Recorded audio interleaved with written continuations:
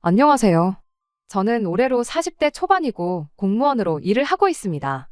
대학교 졸업하고 몇 년을 취업난 때문에 고생하다가 결국 뒤늦게 공무원 시험을 치게 되었지요. 평생 해왔던 게 공부였다 보니 공무원 시험에 합격하는 데까지는 준비 기간이 그렇게 오래 걸리지는 않았습니다. 하지만 9급으로 시작하기엔 적지 않은 나이였다 보니 남들보다 더 열심히 해야 인정받겠다 싶어서 일에만 매몰돼서 살았죠. 정신없이 바쁘게 살다 보니 제 나이가 30대 중반을 맞게 되었고 결혼 생각도 그때가 돼서야 겨우 생각할 수 있었네요. 나이가 있었다 보니 연애 결혼하는 것까지는 바라지도 않았습니다. 다만 할 수 있다면 최대한 마음 맞는 사람과 결혼을 하고 싶었어요. 그러던 중 같이 일하던 동료가 남편과의 만남을 주선해 주었습니다. 저보다 3살 어리다는 게 많이 부담스럽긴 했지만 막상 만나보니 말도 잘 통하고 사람도 참 괜찮아 보였어요.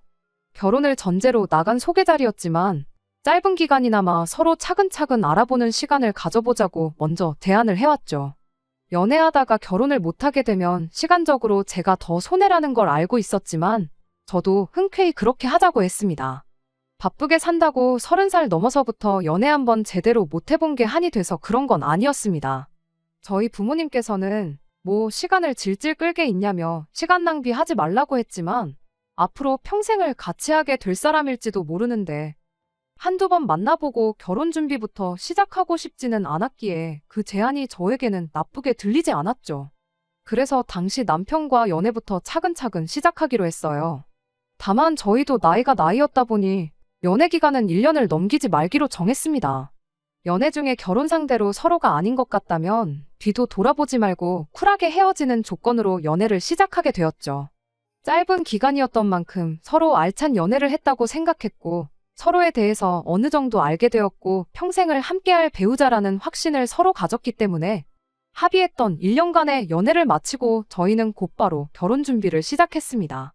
그때쯤부터 해서 남편이 저희 집에 인사도 드릴 겸 해서 자주 찾아뵙기 시작했습니다. 미래의 장인 장모님께 먼저 얼굴 도장부터 제대로 찍고 점수도 좀 따고 싶다면서 말이죠. 사실 그렇게까지 할 필요도 없었습니다. 저희 부모님은 이미 남편과 연애를 시작했을 때부터 결혼을 빨리 하라고 보채셨던 분들이었으니까요.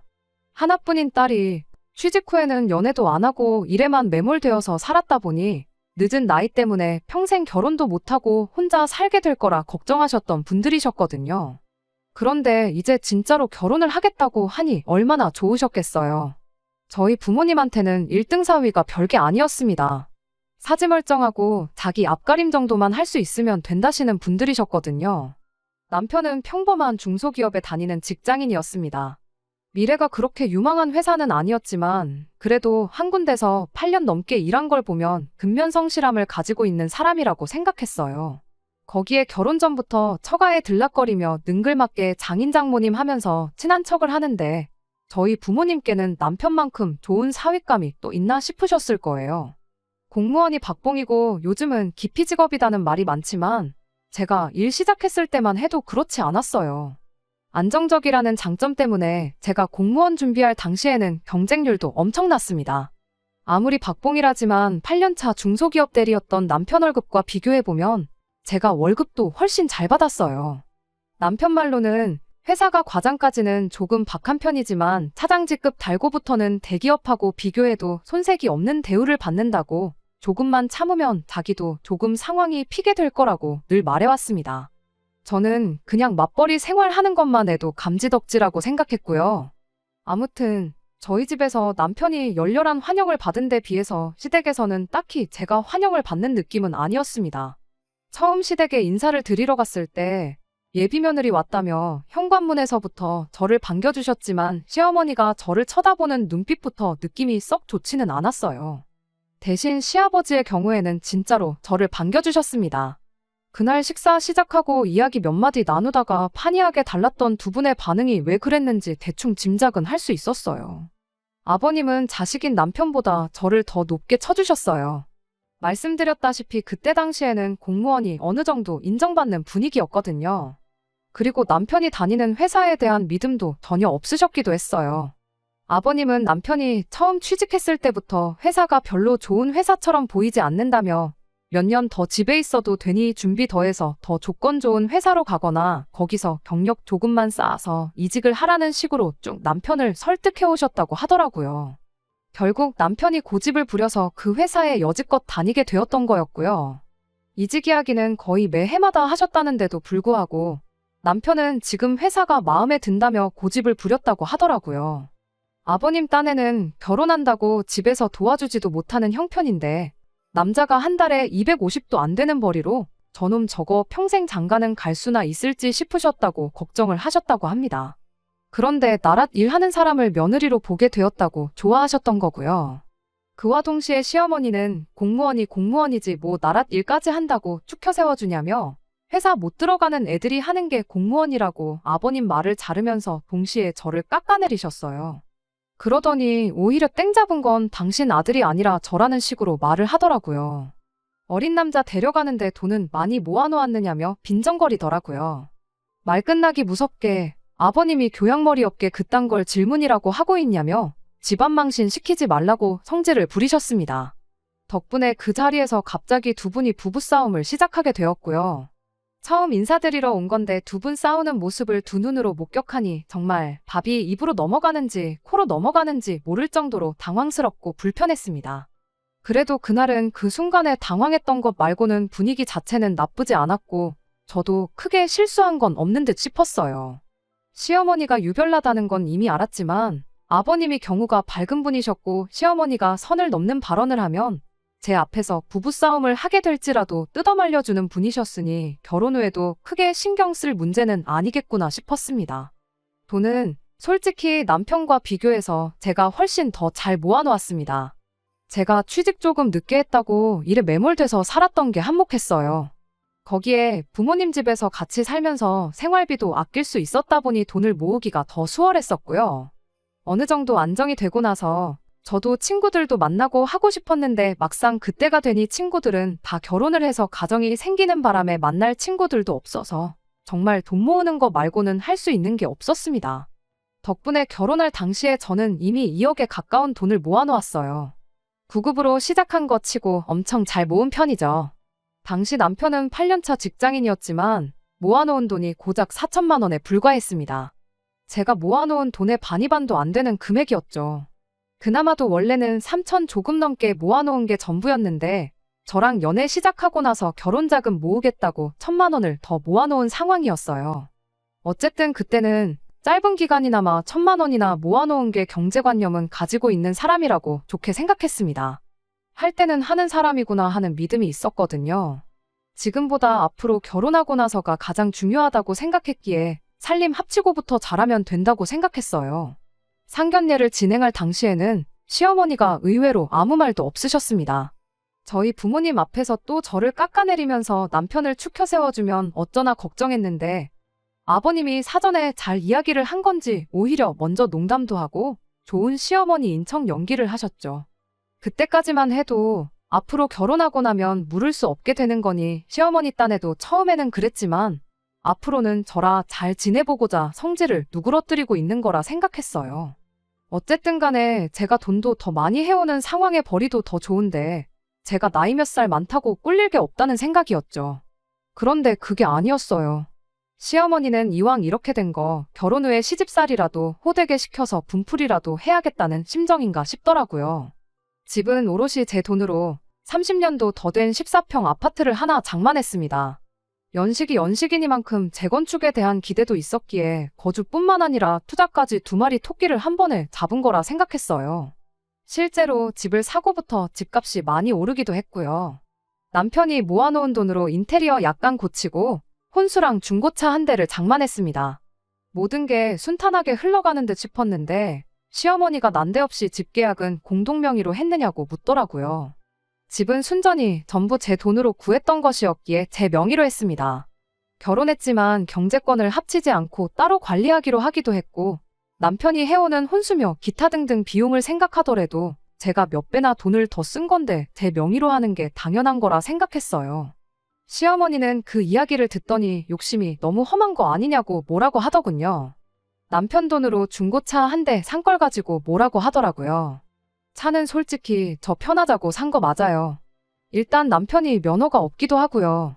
그런데도 굳이 차를 산 이유는 지비치가 남편 출퇴근하기에는 괜찮은 편이지만 저의 경우는 아니었거든요.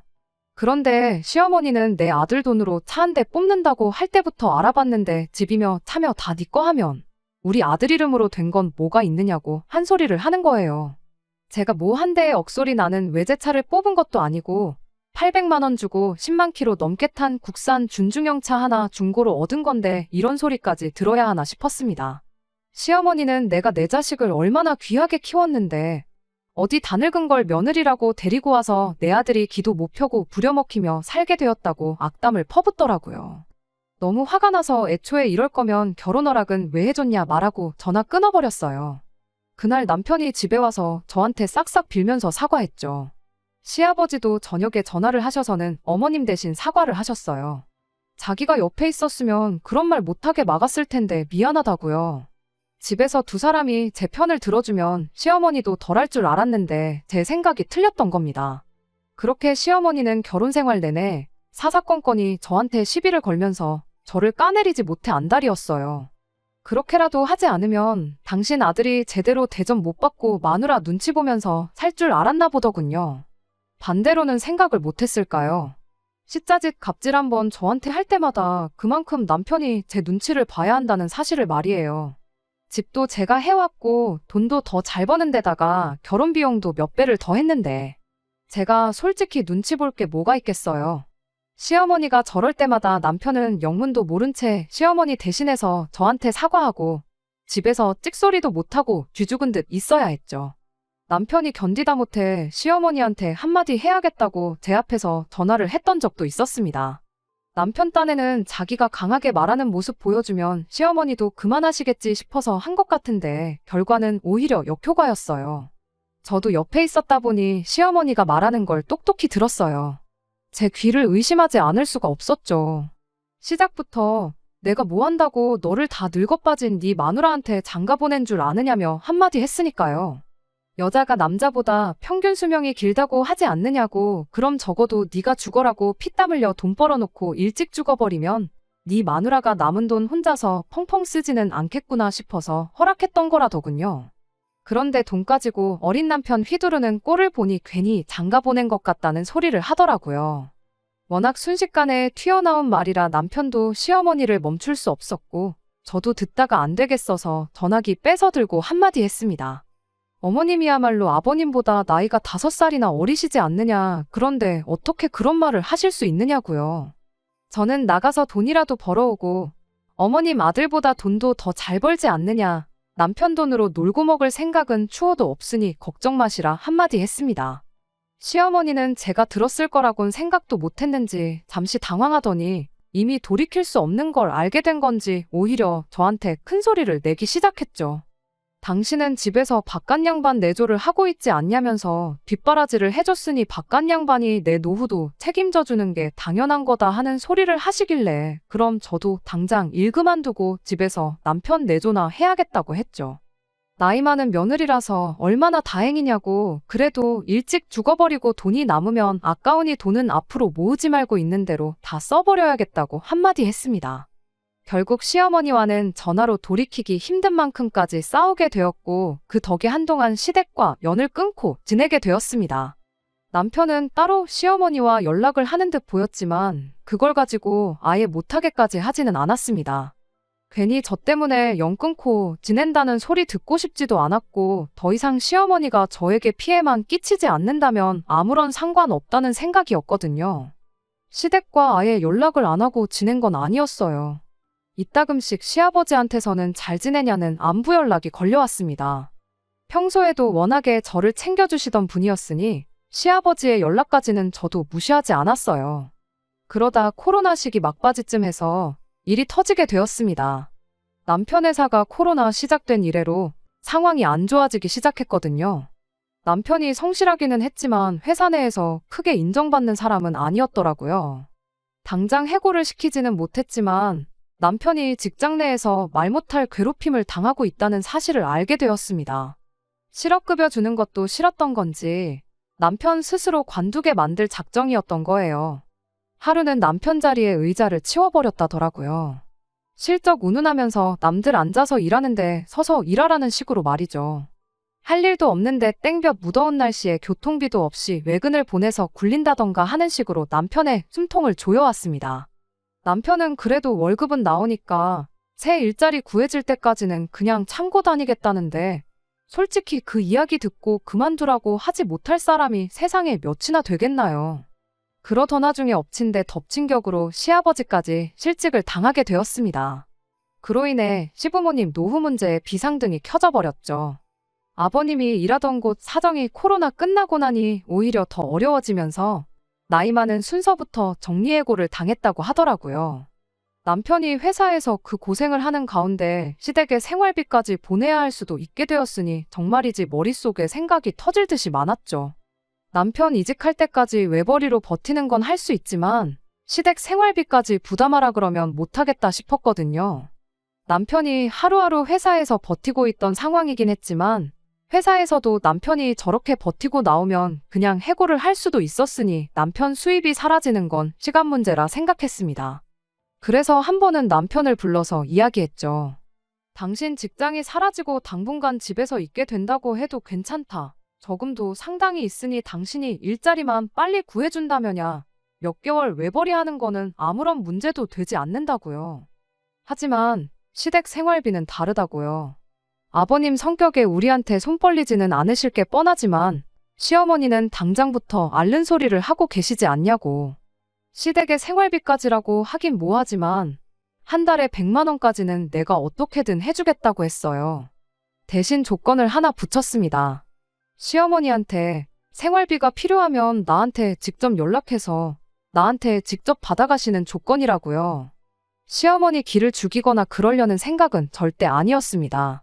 저한테 고마워할 필요까진 없지만 저한테 조금이나마 미안한 마음을 가졌으면 싶었던 마음이 더 컸겠네요. 그런데 또 연 끊고 지내던 며느리한테 연락해서 생활비 타가는 건 시어머니 입장에서 자존심이 엄청 상하는 일이었나 봐요.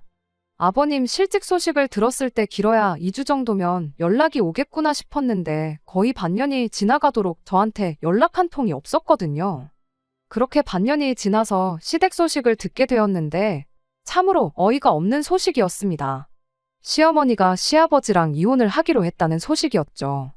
경제적 능력을 잃은 시아버지가 더는 필요 없어진 건지 평생 가족을 위해 헌신한 시아버지를 시어머니는 헌신짝 버리듯 버리기로 결정을 했던 거죠. 그나마 가지고 있던 집이나 기타 등등 재산을 분할받을 수 있었으니 노후 대책으로 적금 몇 개랑 집 한 채 덩그러니 있는 게 전부였는데 그걸로 둘이서 아둥바둥 아끼고 사느니 시어머니 딴에는 이혼해서 재산 절반 분할받는 게 손해보는 장사가 아니라고 생각했나 봅니다. 아버님도 책임감이 워낙에 강하셨던 분이니 시어머니의 그런 결정이 마음에 안 드셨겠지만 결국 재산을 반씩 분할하기로 하고 협의 이혼을 해주기로 하셨어요.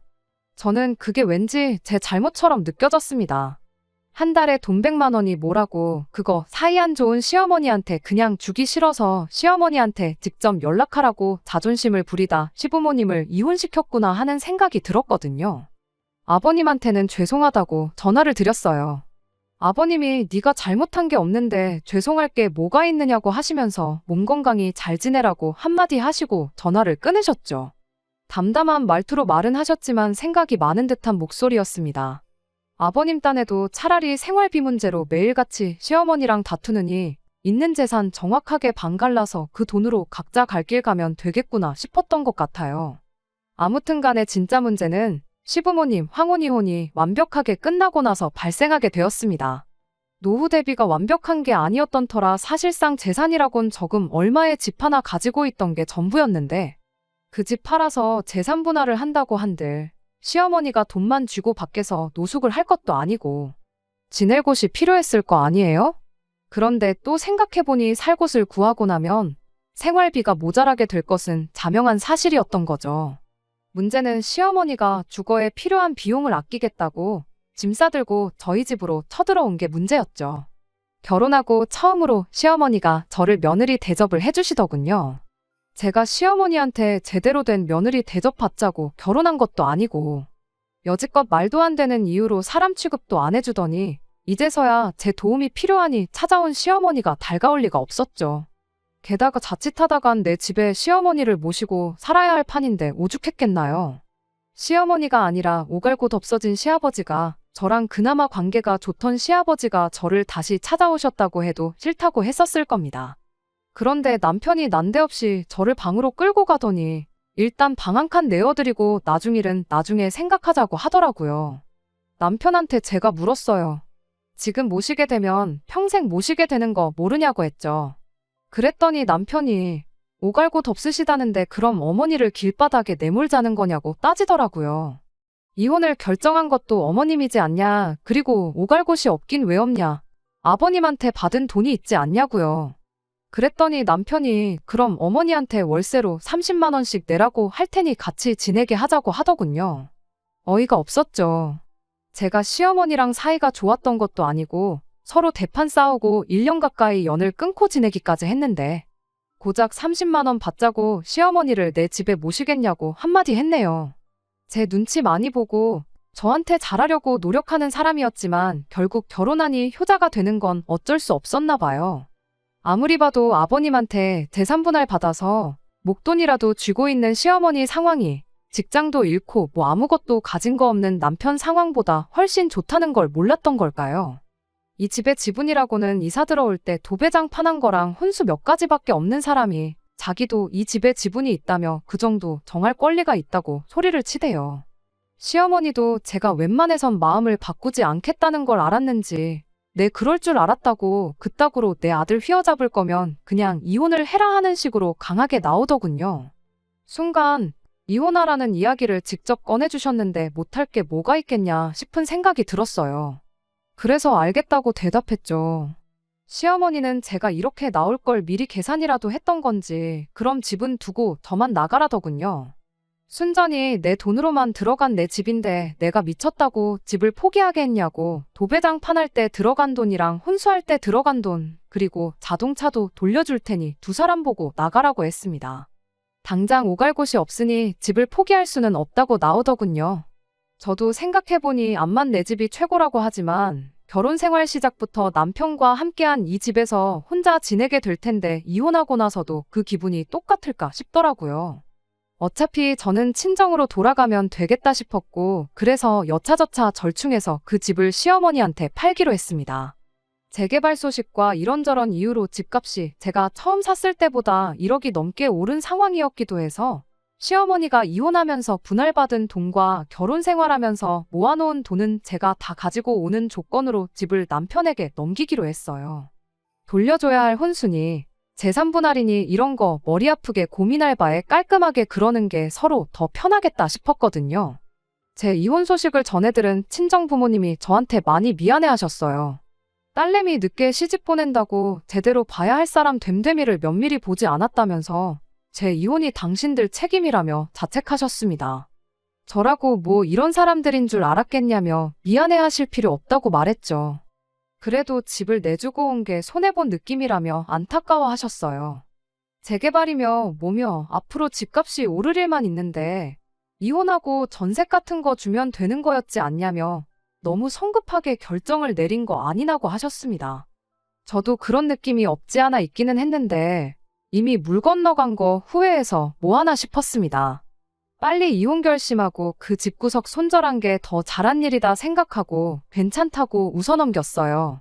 그렇게 제 짧디짧은 결혼 생활을 마무리하게 되었습니다. 결과적으로는 잘 풀린 것 같아요. 제가 이렇게 이혼한 지 2년이 다 되어가는 지금에 와서 사연을 적게 된 이유는 얼마 전 시아버지와 남편을 만나고 왔기 때문입니다. 시아버지가 재혼을 하게 되었다며 먼저 저한테 연락을 해왔거든요. 이혼 후에 연락을 따로 주고받지 않았는데 듣자 하니 아버님은 재산 분할한 돈으로 고등학교 때 고향 친구였던 분과 식당을 하나 차리셨다더군요. 그 짧은 사이에 아버님 식당은 놀라울 만한 성공을 거두게 되었고 같이 사업을 시작한 그 고향 친구분과 재혼을 하기로 했다는 거죠. 남편은 아버님 결혼식장에서 만나게 되었어요. 이혼했으니 불편한 사이긴 했지만 그렇다고 굳이 피하거나 숨을 이유도 없다 생각해서 오랜만이라고 인사를 했죠. 아는 사람이라고는 한 명도 없으니 식 끝나고 남편하고 오랜만에 같이 식사도 했고요. 남편이 잘하지도 않는 술을 대낮부터 마시며 신세한탄을 하기 시작했어요. 저랑 살 때가 좋았다면서 신경질적인 어머니랑 둘이서 사는 게 지친다더라고요. 재개발 노리고 저한테 집을 사갔는데 집값은 오히려 제가 처음 집을 샀을 때 가격으로 내려갔고 재개발도 요즘 공사 비용 때문에 오히려 주민들이 반대를 하는 분위기라며 완전 망했다는 소리를 하더군요. 식사 말미에는 술에 취해가지고 어떻게 아버지가 가족들을 내팽개치고 이렇게 재혼을 할 수 있냐며 아버님이 가족들을 배신했다니 어쨌다니 하는 소리를 하길래 정신 똑바로 차리라고 한마디 해주고 자리에서 일어났습니다. 아버님 힘들 때 먼저 배신한 게 누군데 이제 와서 그딴 소리를 하느냐고요. 인과응보라는 말은 드러나 봤냐고. 집값이 내려간 것도 아버님이 재혼한 것도 지은 죄가 있으니 돌려받는 거고 이 상황을 선택한 건 다른 누가 아니고 당신하고 당신 어머니니 어디 가서 탓하지 말라 한마디 해주고 왔네요. 나오는 길에 아버님한테는 재혼 축하드린다고 앞으로 행복하게 잘 지내시라고 해주고 왔고요. 속이 후련해져서 이렇게 이혼한 지 2년이나 지나서 짧게나마 제 이야기를 적어보내게 되었습니다.